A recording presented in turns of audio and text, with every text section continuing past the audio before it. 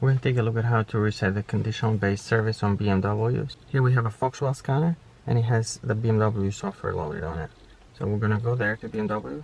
We're going to use the buttons here and press it. Go to BMW, press enter, scan for VIN, or you can manually enter the VIN or the model of your BMW, and press enter. And then you go down to service. You can do auto scan to get all the fault codes on the car and see what issues there are, or manually go to each control unit.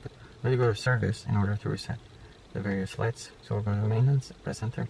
Go down to CBS reset, which stands for conditional based service. Press that again. And press enter. Allow the scanner to communicate with the car, which can take a few seconds. Then right here you can see oil, engine oil, spark plugs, brake, front brakes, rear brakes, brake fluid.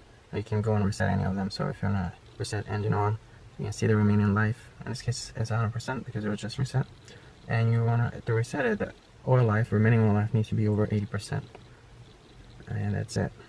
Let's see, let's reset the spark plugs. Press reset.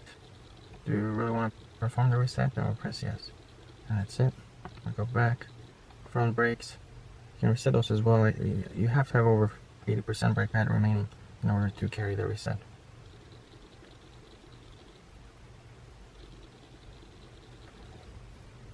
And then once you go back, you can also reset the rear brakes, brake fluid, and the microfilter or the cabin air filter. You can reset that as well.